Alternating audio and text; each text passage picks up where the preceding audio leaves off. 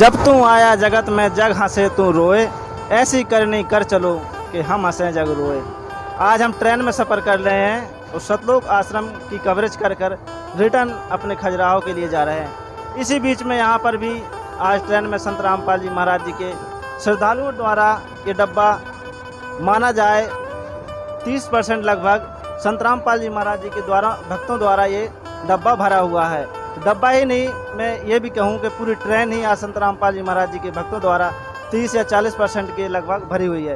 तो इसी बीच में हमारे साथ संत रामपाल जी महाराज जी के भगत हैं और उनसे भी हम कुछ चर्चा करना चाहेंगे और पूछेंगे कि कबीर साहब की वाणी, क्योंकि संत रामपाल जी महाराज जी हैं वो कबीर साहब को पूर्ण परमात्मा बताते हैं। तो इसकी आज हम विस्तार से जानकारी लेंगे। तो जो ये दोहा है कि ऐसी करनी कर चलो हम हंसे जग रोए, इसका क्या महत्व है और कबीर साहब ने क्या संकेत दिया है, ये हम जानने की कोशिश करेंगे संत रामपाल जी महाराज जी के भक्तों के द्वारा। नमस्कार सर। नमस्कार। शुभ नाम क्या है आपका? हमारा नाम शक्तिदीन दास है। अभी आप कहाँ से आ रहे हैं, कहाँ गए थे? हम अभी इंदौर आश्रम गए थे। संत रामपाल जी महाराज जी का बहुत विशाल आश्रम बना हुआ है, वहाँ पे गए थे। वहाँ पे संत रामपाल जी महाराज जी का जो अवतरण दिवस है वो मनाया जा रहा है, इसलिए हम लोग वहाँ पे गए थे। अभी आप उनके भगत हो? उनके बिल्कुल भगत हैं। संत रामपाल जी महाराज जी किन की भक्ति देते हैं और किन को ईश्वर बताते हैं, इसके बारे में? संत रामपाल जी महाराज जी कबीर साहब को ईश्वर बताते हैं और कबीर परमात्मा के मार्ग पे चलाते हैं, उन्हीं की भक्ति बताते हैं हमें। कबीर साहब ने वाणी बोली है, जब तू आया जगत में जग हंसे तू रोए, ऐसी करनी कर चलो कि हम हंसे जग रोए। इसका क्या उद्देश्य है, इसका क्या संकेत दिया है उन्होंने? कबीर परमात्मा अपनी वाणी में कहते हैं, कबीरा जब मैं पैदा हुआ जग हंसे हम रोए, और कहें कबीर करनी ऐसी कर चलो कि हम हंसे जग रोए। इसका अर्थ मतलब ये है कि परमात्मा कहते हैं कि जब हम पैदा हुए थे यहाँ पे, जब इस धरातल में, तो हम रो रहे थे बचपन में, मतलब बचपन की बात बता रहे हैं परमात्मा कि हम रो रहे थे और जग हमारे ऊपर हंस रहा था।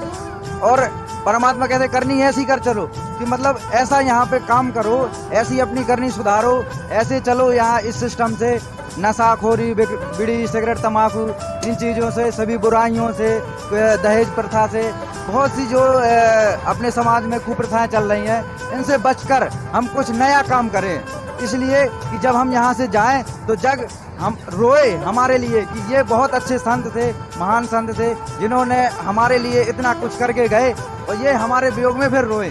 तो परमात्मा की वाणी यही कहती है कि जब हम यहाँ से जाएं तो ये जग रोए और हम हंसें। इसका अर्थ ये है। आप इंदौर आश्रम कठौता में गए, कैसा माहौल वहाँ का लगा? बहुत अच्छा, साक्षात वैकुंठ धाम कहते हैं जिसे। यहाँ के लोग कहते हैं कि जो वैकुंठ धाम कहते हैं ना जिसे, वैसा लगा नज़ारा। सब लोगों को अगर आप लोगों को कभी टाइम मिले तो आप भी जाओ हमारे आश्रम में, तो वहाँ पे आपको देखने को भी मिलेगा कि इन लोगों के अंदर गुरु भक्ति कैसी भरी हुई है, कैसा इनका बोलचाल है, कैसा व्यवहार है, कैसे लोग आते हैं, कैसे जाते हैं।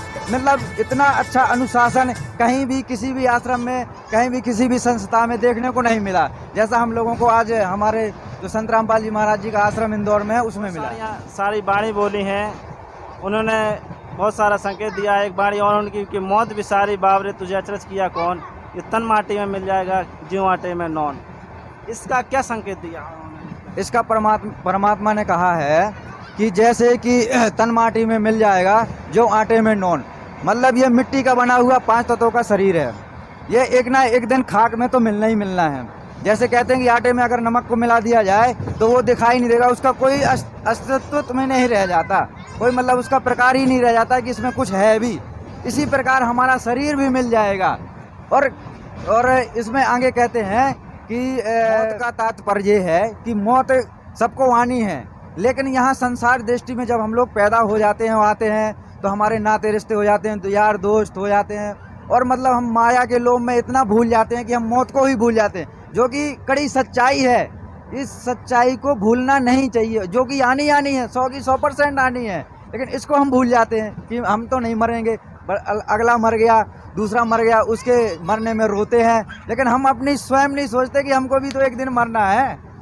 तो इसमें परमात्मा कहते हैं कि मौत बिसारे बावड़े अचरज किया कौन, मतलब ये अचरज की बात है, अचंभे की बात है। हम भूल गए मौत को, कैसे भूल गए, वो तो आनी है। और यहाँ पे आके बहुत, ये कार मेरी, ये कोठी मेरी, ये बंगला मेरा, ये पैसा मेरा, ये ज़मीन जायदाद सब कुछ मेरा, ठीक है। तो इसमें भूल जाते हैं, और ईश्वर का नाम लेना, जो ईश्वर की जो भक्ति है, जो परमात्मा की भक्ति, उसको भुला देते हैं। तो परमात्मा हमको बार बार इस वाणी में याद दिलाते हैं कि आप अपने मौत को याद रखो, और यहाँ से जब हम जाएंगे तो हमारा अस्तित्व तो रह का जाएगा, हमारा शरीर तो मिल जाएगा, लेकिन करनी ऐसी कर चलो कि कुछ ना कुछ लोग हमें भी याद करें। इस वाणी का ये तात्पर्य है। कबीर साहब ने बहुत सारी वाणी बोली हैं। हम आपसे वाणी के बारे में जानना चाहेंगे। कबीर साहब और संत रामपाल जी महाराज जी के सत्संग में भी हमने सुना है, उन्होंने कहा है, कुल करने के कारण हंसा गया भिगोए, और जब कुल का कर लेगा जब चार पाया का हुए।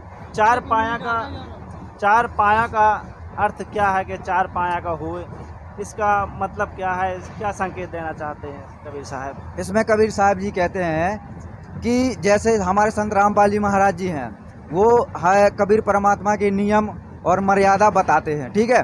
तो उसमें क्या होता है कि हम कुछ मर्यादाएं अपने कुल करने के कारण मतलब तोड़ देते हैं। जैसे कहते हैं परमात्मा कि आपने बीड़ी गुटखा सिगरेट तम्बाकू नहीं करनी, ना किसी को लेनी है। अगर बाई चांस कोई रिश्तेदार हमारे घर पे आ जाता है, वो कहता है जा भाई ना लेके आ, तेरे को तो लेनी पड़ेगी, सब तो ये तो पंचों का प्याला है, तुझे तो हमारा सत्कार करना पड़ेगा। तो उसके कारण हम अपनी मर्यादा तोड़ देते हैं। तो जो संत रामपाल जी हमें नाम उपदेश करते हैं, जिस चीज़ के लिए वो हम लोगों को तैयार करते हैं, उस नियम से हम लोग हट जाते हैं, टूट जाते हैं। इसी प्रकार मतलब कि टूट जाते हैं तो हमारी जो मर्यादा है वो टूट जाती है। तो अगर मर्यादा टूट गई, हम गुरु विमुख हो गए, उसके बाद फिर हम चार पाँव के बनेंगे। मतलब कि जैसे कहते हैं कि जानवर, अगर हम ये कर्म करेंगे तो जानवर बनेंगे, कहीं पशु पक्षी की योनियों में जाएंगे। इसीलिए परमात्मा कहते हैं कि कुल कारणी के कारण हंसा गया भिगोए।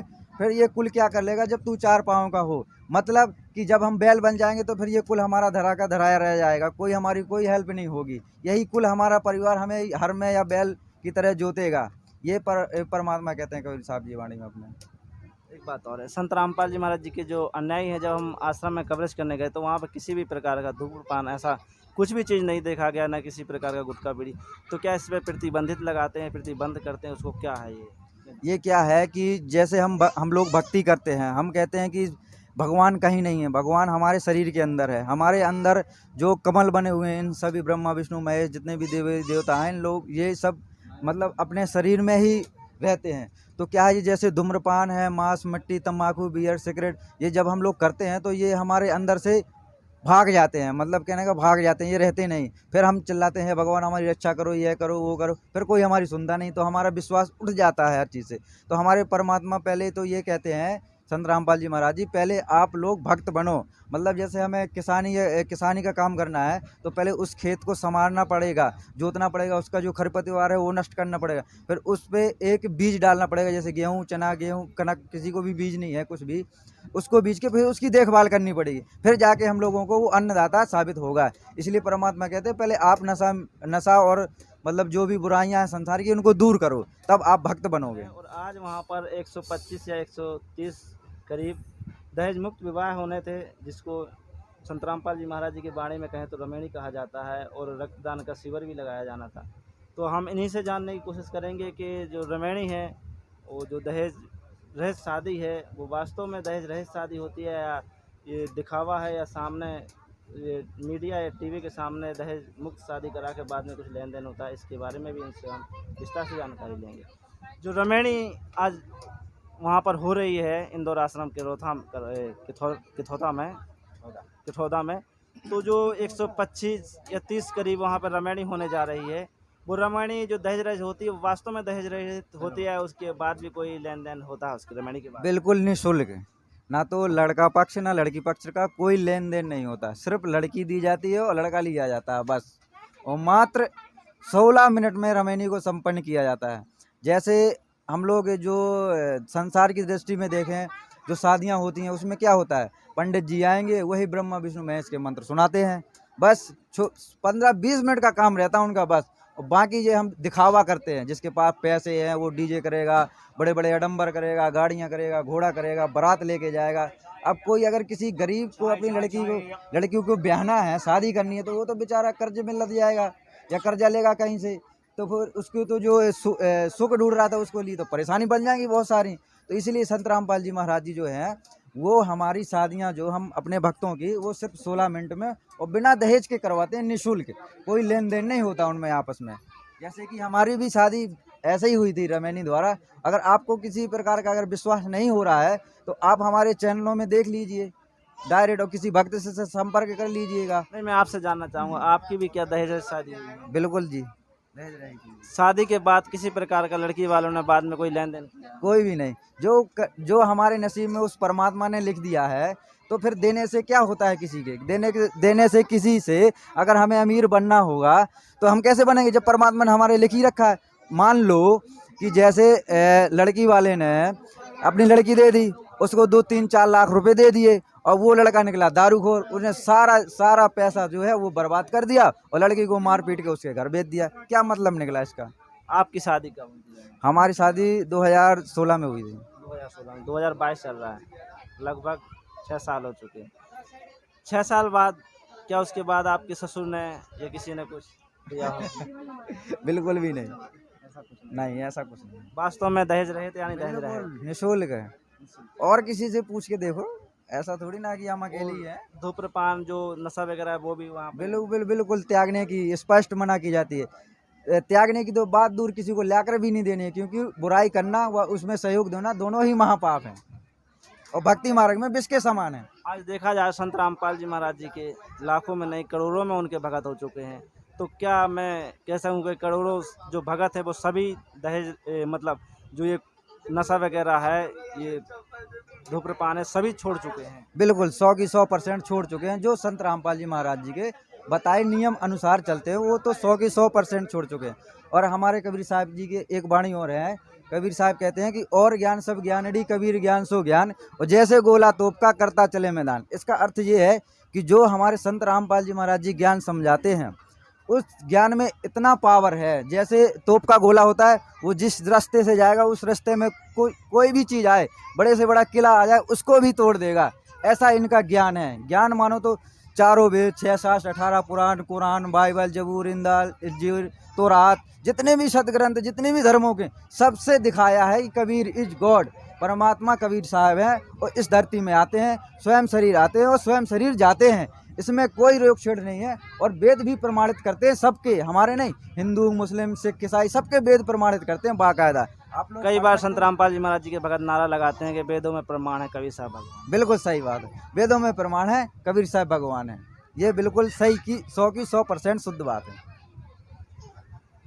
तो ये हमारे साथ संत रामपाल जी महाराज जी के भगत थे, और आप देख सकते हैं कि आज संत रामपाल जी महाराज जी का कितना बड़ा योगदान है इस भारत को नशा मुक्त भारत बनाने में और दहेज रहित भारत बनाने में। तो हम एक सराहने का कार्य कहेंगे संत रामपाल जी महाराज जी को। हम प्रणाम करते हैं और आज की वीडियो के लिए इतना ही। जय हिंद।